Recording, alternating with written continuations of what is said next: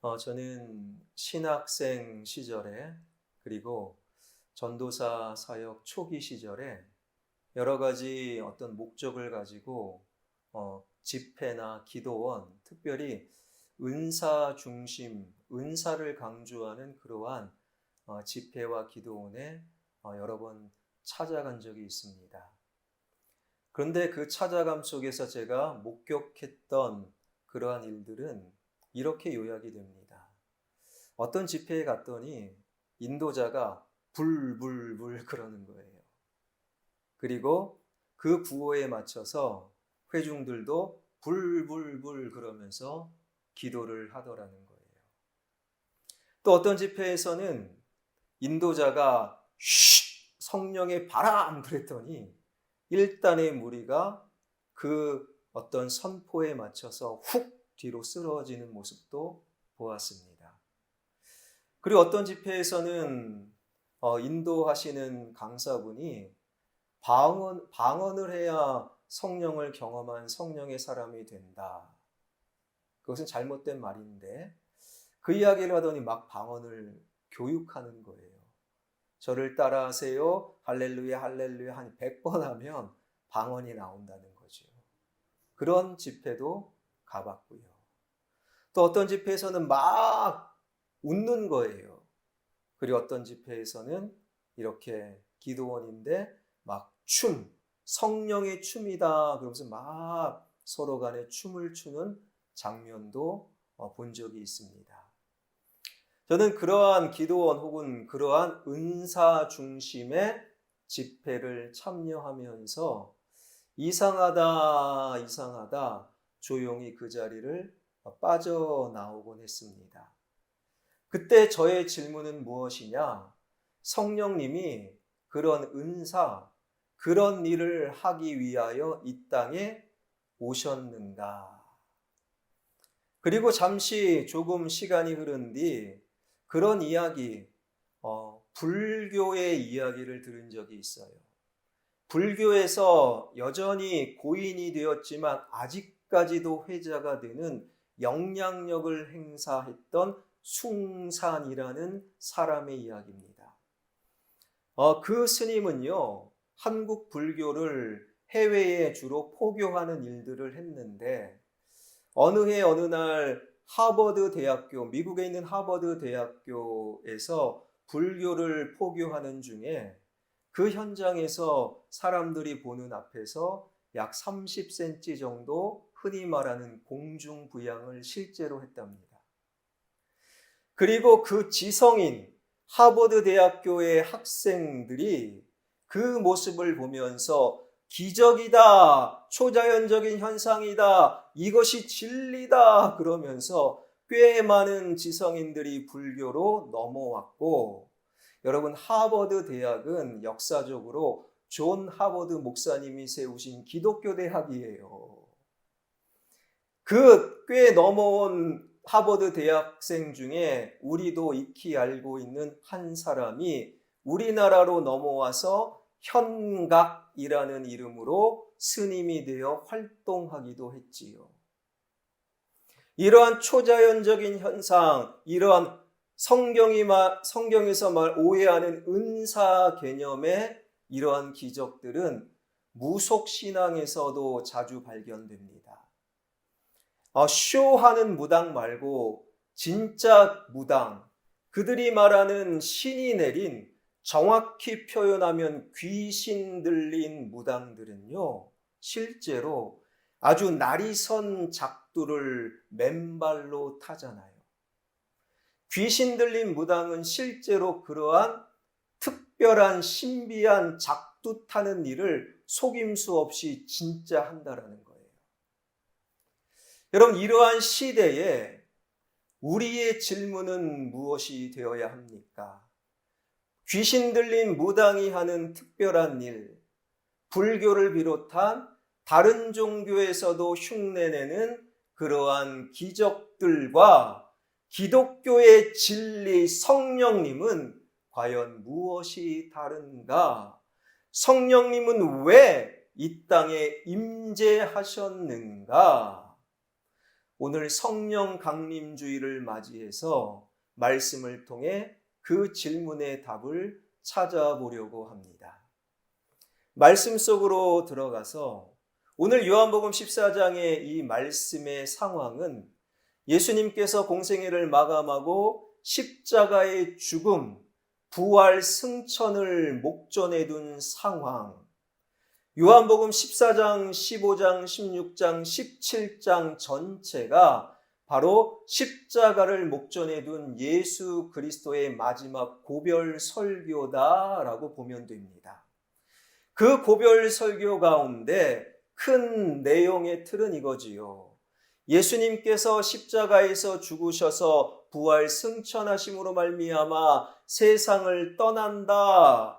예수님께서 세상을 떠난 이후에 남겨진 이 땅에 이런 일들이 벌어질 것이다. 그 말씀을 쭉 마지막 고별 설교 가운데 시작을 하고 계시는데 그 말씀을 듣고 있던 한 제자가 이렇게 질문하는 거예요. 예수님, 왜 예수 그리스도이심을 우리에게는 보여주셨는데 왜 세상에는 보여주지 아니하시고 세상을 떠난다라고 말씀하십니까? 그 제자의 질문에 대해서 그것은 이런저런 이유가 있기 때문이다. 이렇게 주님께서는 답하지 아니하시고 마치 동문서답을 하는 것처럼 주님은 이렇게 답변을 하시는데 오늘 읽었던 본문 바로 앞 요한복음 14장 23절 24절의 말씀입니다. 예수께서 대답하여 이르시되 사람이 나를 사랑하면 내 말을 지키리니 내 아버지께서 그를 사랑하실 것이요 우리가 그에게 가서 거처를 그와 함께 하리라. 나를 사랑하지 아니하는 자는 내 말을 지키지 아니하나니 너희가 듣는 말은 내 말이 아니요 나를 보내신 아버지의 말씀이니라. 왜 세상에는 보여주지 아니하시고 세상을 떠난다고 말씀하십니까? 라는 그 제자의 질문에 동문서답하는 식으로 주님이 답변하신 것이 무엇입니까? 너 나 사랑하니? 나를 사랑하는 자는 내 말을 지켜야 된다. 주님의 말씀을 지켜야 된다. 즉 주님은 순종을 말씀하고 계시는 거예요. 여러분 이 순종이라는 단어, 영어 단어가 obedience. 이 obedience라는 영어 단어가 라틴어 ob odire에서 왔어요. ob odire라는 라틴어의 가장 중요한 뜻은 잘 듣는다라는 거예요. 여러분 성경이 말하는 순종이 무엇입니까? 순종은 잘 듣는 거예요. 주님의 말씀을 잘 들을 때 바로 그리스도인들의 순종이 시작될 수 있다. 그러니까 예수님께서 세상을 떠나 하늘로 승천하십니다. 그리고 남겨져 있는 제자와 성도와 그리스도인들을 향하여 어려움이 있을 것인데 너희들은 예수님의 말씀, 주님의 말씀을 잘 들어야 된다. 오디레 그 순종을 말씀하셨다라는 거예요. 여러분 주님의 말씀을 잘 듣는 것이 쉽습니까? 어렵습니까? 당연히 어려워요. 그러한 어려움의 형편을 우리의 형편을 잘 알고 계셨던 주님께서 주님의 말씀을 잘 듣기 위해 우리를 도와줄 보혜사 성령님을 보내주시겠다 약속하신 내용이 우리가 읽었던 오늘 본문이라는 거예요. 확인합니다. 26절 다 한번 읽겠습니다. 시작. 보혜사 곧 아버지께서 내 이름으로 보내실 성령 그가 너희에게 모든 것을 가르치고 내가 너희에게 말한 모든 것을 생각나게 하리라. 여러분 성경에 대한 다양한 해석과 다양한 말씀이 있는데 가장 선두에 있는 말씀, 성령님이 왜 이 땅에 오셨는가? 우리 하나님께서 왜 성령님을 이 땅에 보내셨는가? 가장 선두의 말씀, 그것이 무엇입니까? 바로 가르치시고 생각나게 하시기 위하여 성령님은 오셨다라는 거예요. 나머지 성령님에 대한 해석은 바로 이 말씀 그 뒤에 이어지는 거예요. 성령님이 가르치신다라는 이 단어는요, 알게 한다라는 뜻이에요. 생각나게 하신다라는 헬라어 용법은 계속 생각나는 거예요. 여러분, 성령님은 왜 오셨습니까? 무슨 일 하려고 오셨습니까? 주님의 말씀을 알게 하시고 주님의 말씀을 계속 생각나게 하시기 위하여 우리 성령님 이 땅에 오셨다. 이것이 제1 목적이라는 거예요. 느지막에 신학을 시작한 공부한 전도사님이 계셨어요. 그 전도사님의 형편이 넉넉하지 못했지요. 그런데 어느 날 그 전도사님이요, 절도죄로 경찰에 붙잡히게 됩니다. 사연이 무엇이냐? 옛날 신학을 공부하기 전에 알았던 친구 사무실을 찾아갔는데요. 사람이 없는 그 사이에 그 책상 위에 이렇게 있는 돈 뭉치를 보고 돈 뭉치를 들고 나오던 자리에서 현장에서 붙잡힌 거예요. 그리고 그 사건이 어느 정도 마무리될 즈음에 전도사님에게 묻습니다. 아니, 아무리 어려워도 전도사가 왜 그런 짓을 했습니까? 그 질문에 전사님이 이런 대답을 했어요. 돈 뭉치를 본 그 순간 다른 것은 생각나지 않았습니다. 딱 하나, 이 돈을 가지고 도망가자, 이 생각만 들었습니다. 다른 것은 생각나지 아니하였습니다. 여러분, 이 전도사님이, 이 목회자가, 신학을 공부한 자가 그 순간, 돈을 본 그 순간 주님의 말씀이 생각났다면 그 돈을 자기 것으로 삼지도 않을 뿐더러 절도죄로 감옥에 가지 않았을 것입니다. 여러분, 바로 우리의 삶이 그렇다라는 거예요.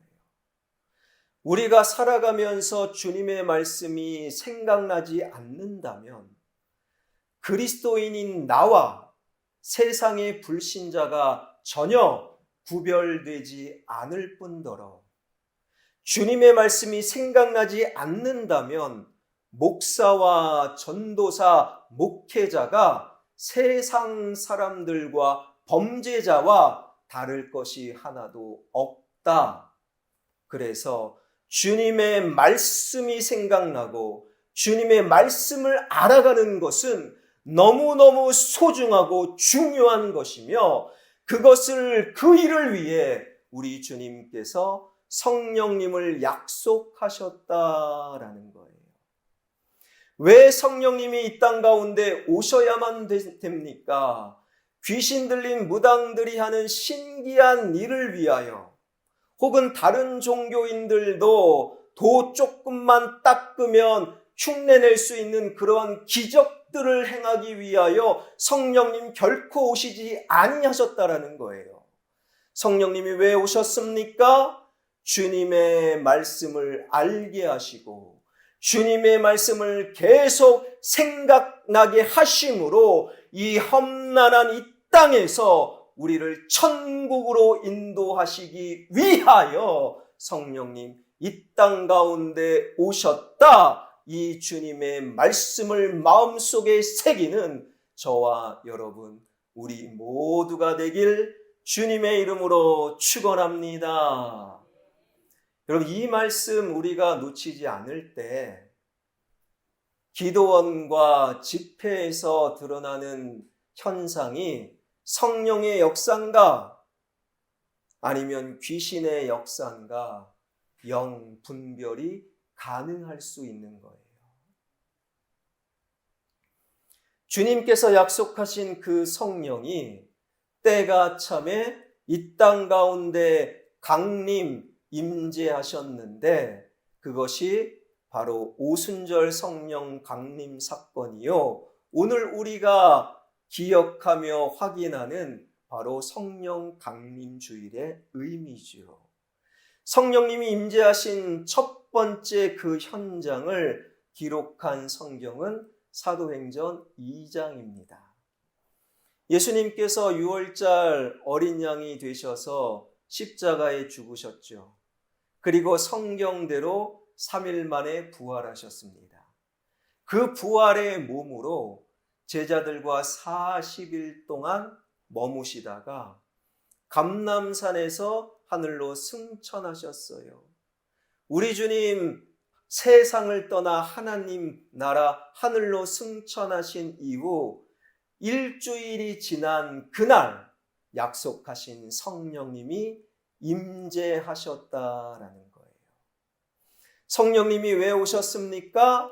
하나님의 말씀을 지키기 위하여 그 말씀을 알게 하시고 그 말씀을 계속 생각나게 하시기 위하여 성령님이 임재하셨는데 그 결과 그 현장 그 자리에 있었던 120명의 성도들에게 일어난 변화가 무엇입니까? 사도행전 2장 4절은 이렇게 증언하고 있습니다. 다 한번 읽겠습니다. 그들이 다 성령의 충만함을 받고 성령이 말하게 하심을 따라 다른 언어들로 말하기를 시작하니라. 성령이 말하게 하심을 따라 다른 언어들로 말하기를 시작하니라. 여러분, 이 말씀을 오해하는 분들이 많아요. 다른 언어, 이것이 흔히 말하는 성령의 은사 중에 방언 아닙니까? 아니에요. 여러분, 방언을 해야 성령 받은 것이다. 이것은 진짜 하나님의 말씀이 아닙니다. 성령이 임재했을 때 그 자리에 있었던 120명 모든 사람에게 드러난 영적인 변화가 무엇입니까? 성령이 말하게 하심을 따라 각기 다른 언어로 말했는데 이 다른 언어라는 것은 외국어를 말하는 거예요. 외국어. 그러니까 이런 거죠. 갈릴리 사람들이라는 것은 교육적 혜택을 받지 못해서 외국어를 말할 수 있는 사람들이 아니에요. 외국어를 공부하지 못했고 외국에 한 번도 가보지 못했던 갈릴리 사람들이 성령님이 임재한 그 자리에서 외국어를 말하게 되었다라는 거예요.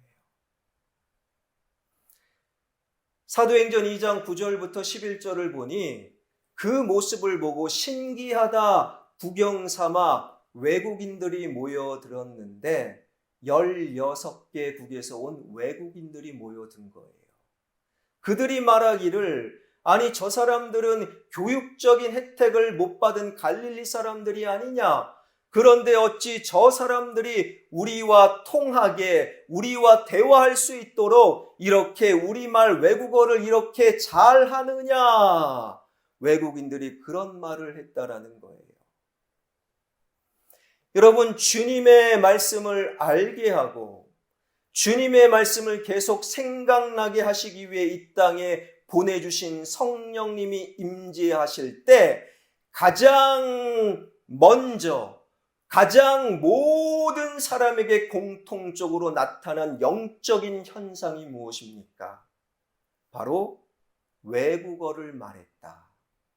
여러분, 이것을 또 오해해서 이렇게 해석하면 안 돼요. 야, 나 영어 못하는데, 나 중국어 못하는데 공부하지 말고 학원 나가지 말고 성령 기도하자. 이렇게 해석하면 곤란해요. 이 말씀의 의미는 이겁니다. 성령의 충만함을 통해 모든 성령의 사람들이 공통적으로 드러나는 영적인 현상은 말이 통하지 않는 그 사람과 말이 통하는 거예요. 가까이 하기 싫은 그 사람과 가까워지는 거예요. 말하기 싫은 그 사람과 한번 말하자. 이것이 성령 충만이라는 거예요. 서로 이해할 수 없는 그 사람의 마음을 이해하고 배려하는 것. 사람과 사람 사이에 가까워지고 사람과 사람 사이에 서로 통하게 되는 것. 이것이 성령의 임재, 성령 충만함을 경험하는 모든 사람들이 100% 반드시 드러나는 영적인 현상이라는 거예요. 방언은 못해도 돼요. 병고침의 은사는 받아도 되고 못 받아도 돼요. 그것은 중요한 것이 아닙니다. 반드시 성령의 사람이라면 반드시 경험하는 것, 내가 성령을 경험했습니다라는 반드시 유일한 증거는 무엇입니까? 사람과 사람을 이해하고 사람과 사람과 통하는 것, 가까이 하지 못했던 그 사람을 가까이 하는 것, 이것이 바로 성령 충만함의 결과다. 하나님은 말씀하고 계시는 거예요. 이 말씀이 버젓이 성경에 기록되어 있음에도 불구하고 여전히 하나님의 말씀을 왜곡하는 자들을 통해 기드온이다, 은사 중심의 집회다, 그런 집회를 통해 이 하나님의 말씀이 계속 왜곡되는 것, 그 이유는 그 앞의 말씀을 오해해서 그래요. 사도행전 2장 2절과 3절입니다. 호련히 하늘로부터 급하고 강한 바람 같은 소리가 있어 그들이 앉은 온 집에 가득하며 마치 불의 혀처럼 갈라지는 것들이 그들에게 보여 각 사람 위에 하나씩 임하여 있더니, 성경이 증언하는 바 성령님이 임재하실 때 그것은 바람 소리였다 그러지 않아요. 불의 혀였다라고 그러지 않아요. 급하고 강한 바람 같은 소리였고 마치 불의 혀처럼 갈라지는 것처럼 보였다. 성경을 기록하는 방식 가운데 좀 어려운 내용, 성령님을 이해하는 것은 참 어렵잖아요. 그렇게 어려운 내용을 설명하기 위해 하나님께서는요, 우리에게 익숙한 것을 사용하실 때가 있어요. 성령님을 설명하시기 위해 우리가 알고 있는 불, 바람, 소리를 이렇게 사용하고 있는 것이지요. 그래서 급하고 강한 바람 같은 소리였고 마치 불의 혀처럼 갈라졌다라고 되어 있어요. 그런데 이 말씀을 오해해서 성령은 불이다, 성령은 바람이다, 쉬 쓰러져라 이렇게 말하면 곤란한 거예요. 그것을 쫓아다니는 자의 결국은 무엇입니까? 바로 무속신앙과 다르지 않다라는 거예요. 여러분, 이 말씀을 오늘날 어떻게 우리는 이해해야 되는가?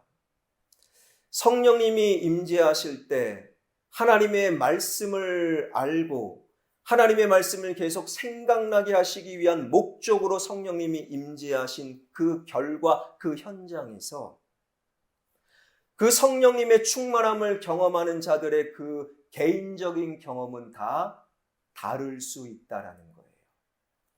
어떤 분들은 불처럼 뜨겁게, 저는 약간 불처럼 뜨겁게 성령 충만함을 경험했어요. 근데 어떤 분들은 얼음처럼 차갑고 이성적으로 경험하는 분들이 있어요. 어떤 분들은 막 통성기도, 뜨겁게 큰 소리로 기도하는 가운데 성령님을 경험하는 분들이 있는가 하면 또 어떤 분들은 아주 극히 조용함, 침묵 기도 가운데 성령님의 강한 어루만져 주심을 경험하는 분들도 있다. 이것은 저마다 다르다. 그러니 성령이 불이다, 쓰러져라, 방언 못하면 성령 사람이 아니다 라고 말하는 것은 제발 성경을 좀 공부하세요 라고 말하고 싶은 거예요. 여러분, 이 사도행전 2장 2절과 3절의 말씀이 고린도전서 14장에 지금 새벽 기도회 때 한참 살펴보았던 성령의 은사하고 연결이 돼요. 여러분, 성령의 은사는 선물이에요. 선물은 주는 사람 마음이지요. 그래서 우리가 은사로 받을 수도 있고 안 받을 수도 있어요.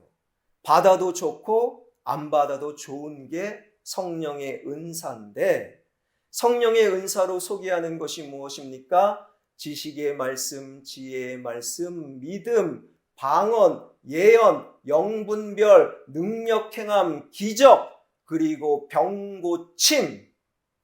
이러한 일들은 필요에 따라 공동체의 덕을 위하여, 하나님 나라를 위하여 하나님께서 선택적으로 주는 선물이라는 거예요. 방언을 받았습니다. 방언을 유창하게 합니다. 그럼에도 다른 사람에 대한 이해가 없다면 그 방언은 성령의 선물이 아니라 귀신의 역사인 거예요. 내가 병고침의 신유의 은사를 받았습니다. 그 사람이 영적인 지도자가 되는 것이 아니라는 거예요. 내가 병고치는 신유의 은사, 그냥 공중부양하는 어떤 능력 행함을 펼치더라도 그 사람이 다른 사람을 이해하고 다른 사람을 존중하지 못한다면 그의 받은 기적의 은사는 성령의 은사가 아니라 귀신의 장난이라는 것이지요. 이것이 바로 성령의 은사. 우리가 어쩌면 우리가 경험하고 소망하는 바로 기적의 모습이라는 거예요. 이런 일들은 실제로 일어날 수 있어요. 말씀의 통제 속에서 일어나는 기적은 성령의 선물이요. 말씀 통제 없이 일어나는 기적은, 초자연적인 현상은 귀신의 장난임을 여러분 기억하셔야 되는 거예요. 그래서 성경이 증언하는 바, 우리는 더 이상 추가하거나 해석할 필요 없이 성령님의 충만함을 경험한 모든 성령의 사람들이 변하게 되는 영적인 현상은 서로 말이 통하고 서로 이해하고 서로 사람 사이에 통하는 것. 이것이 유일한 성령의 충만함의 모습이라는 거예요. 한 집사님, 남자 집사님이 암에 걸렸습니다. 그 집사님이 암에 걸린 그때의 형편이 그렇습니다. 아내가 있었고 두 자녀가 있었는데도 어떤 다른 여자, 불륜의 관계에 깊이 빠져 있었던 집사님. 그런데도 예배드리고 그런데도 이제 교회 집사님이셨어요. 근데 그 집사님이 암에 걸리신 겁니다. 그리고 이제는 암에 걸린 문제 앞에 평상시 하지 않던 기도를 아주 간절히 하게 돼요.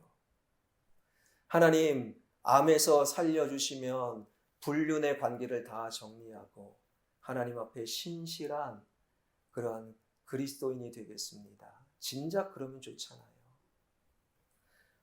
저는 이제 교구 목사로서 그 집사님의 형편을 다 알고 있었기에 그래도 그 집사님을 위해 열심히 기도했습니다.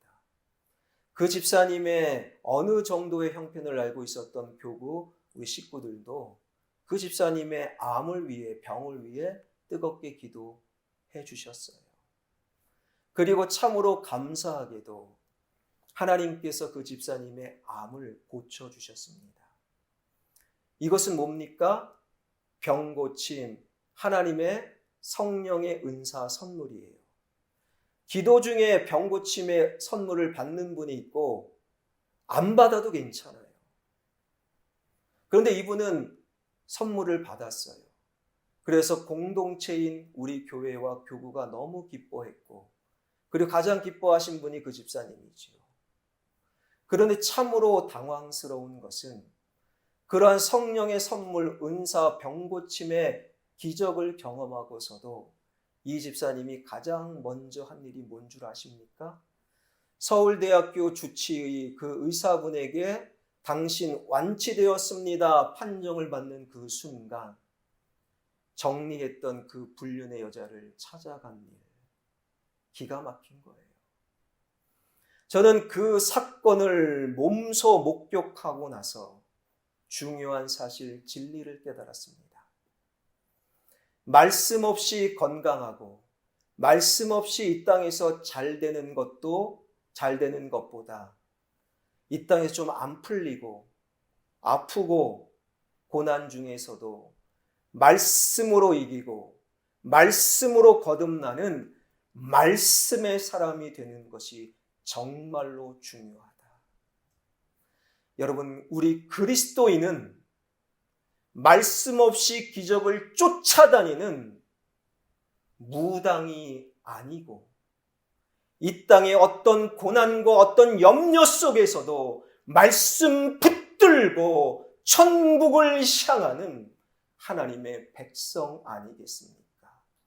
바로 그 일 하시려고 이 땅에 성령님 오셨고, 우리 성도들에게 원하시는 하나님의 마음은 바로 말씀을 듣고 말씀을 계속 생각하며 말씀 따라 살아가는 것, 그것이 하나님께서 원하시는 우리의 삶이라는 거예요.